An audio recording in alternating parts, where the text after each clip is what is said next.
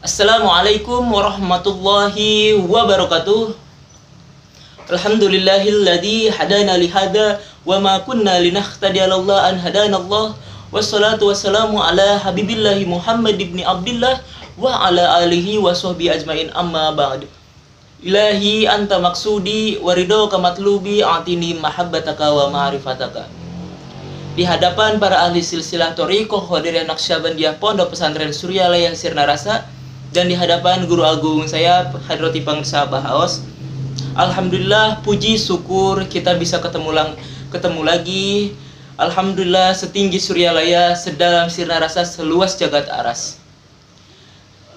Di dalam kitab Miftahus Sudur karangan Tuan Syekh Ahmad Syahibul Wafatajul Arifin, Bismillahirrahmanirrahim.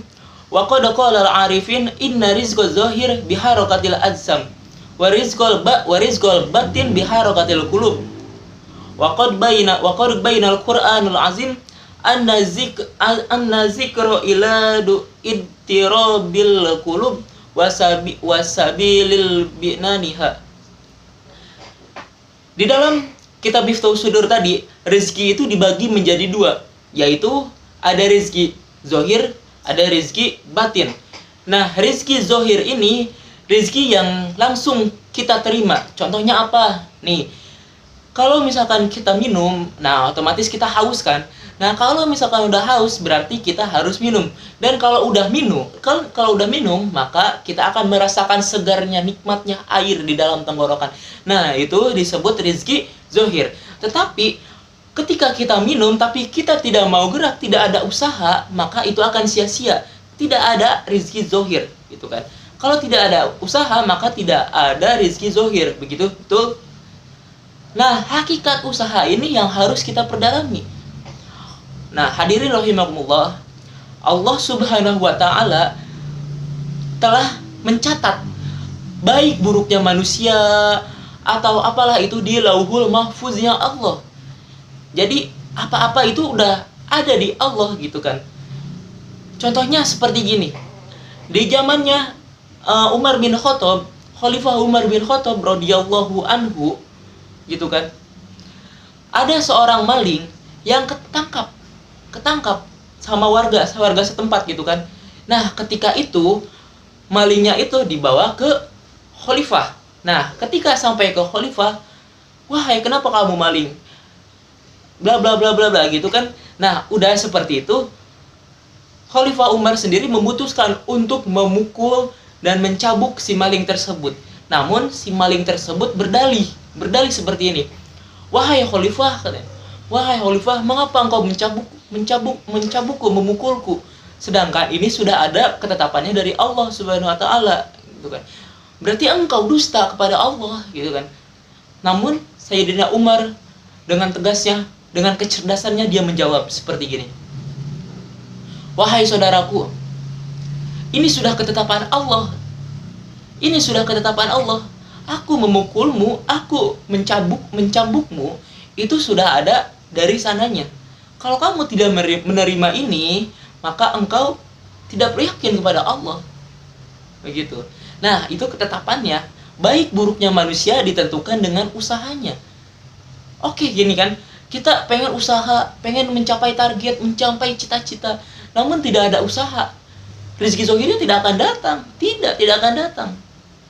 Kita usaha pantang-panting, sana sini, pantang menyerah, gigih dalam berusaha, namun tidak ada sebuah usaha itu akan nol besar, gitu kan. Nah, oleh karena itu kita diwajibkan untuk terus berusaha.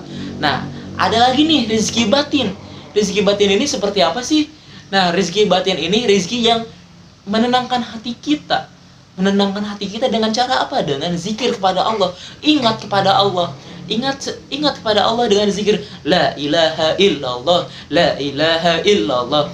Nah, zikir la ilaha illallah itu dengan banyak kata guru saya, Pangarsa Bahaos, kalau pengen apa-apa, kalau pengen rezeki, sok zikir.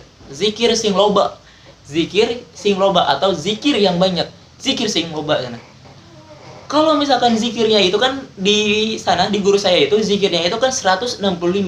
Nah, kalau misalkan pengen cepet usahanya lancar, ininya lancar, jodohnya lancar, ininya lancar gitu kan. Nah, zikirnya lebih dari 165, bisa 561 nih, atau bisa 2021, atau yang kemarin mah 2020 gitu kan. Nah, gitu. Kalau misalkan pengen tenang hati, pengen dapat rezeki zohir, rezeki batin gitu kan. Nah, rezeki batin ini bisa membantu dengan rezeki zohir. Dengan la ilaha illallah ini kita bisa membantu rezeki zohir kita, usaha kita akan terbantu gitu kan. Menenangkan hati, menenangkan, hanya terdiam, hanya ada Allah gitu kan. Hanya ada Allah di dalam hati kita ini, hanya ada Allah gitu kan. Tidak ada selain Allah gitu kan. Kita mengingat Allah. Takutnya gini, kita udah usaha tapi kita belum menemukan hasil kita, atau melihat orang lain nih, melihat orang lain sukses dengan kehidupannya, dengan cita-citanya tercapai, atau dengan segala maksudnya, target mereka tercapai, tapi kita nggak tercapai. Wah, ini gimana ya? Apa yang harus saya lakukan ya? Gitu kan.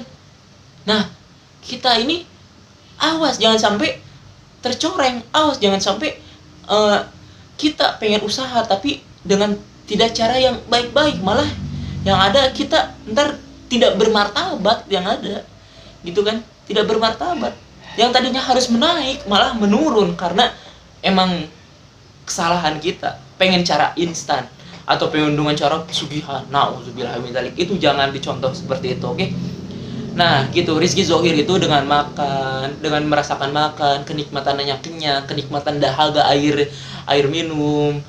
Rizki zohir yaitu ketika kita usaha mendapatkan uang. Nah, itu ketika kita gigih mencari rezeki gitu kan, menggapai cita-cita gitu kan, kerja dari sekarang hingga 1 tahun 2 tahun lagi kita bisa petik kenikmatan itu. Nah, betul. Nah, jangan sampai salah, oke? Rezeki zohir ini yang sangat hebat, luar biasa. Apalagi rezeki batinnya. Jangan sampai rezeki zohir kita kasab ke dunia, kasab terus, kerja terus di dunia tapi tanpa memikirkan Allah sedikit pun di dalam hati, di dalam pemikiran ini, maka wah, sudah, kita akan salah kaprah. Kita harusnya ngambil lurus, malah belok ke kiri, malah belok ke kanan. Nah, gitu. Kan kita harus memakai kacamata kuda. Harus memakai kacamata kuda. Mengingat Allah itu harus memakai kacamata kuda. Mencari rezeki zohir itu harus memakai kacamata kuda. Nah, gitu ya hadirin. Jangan sampai kita tidak bermartabat, apalagi melakukan sesuatu yang dilarang oleh agama gitu kan.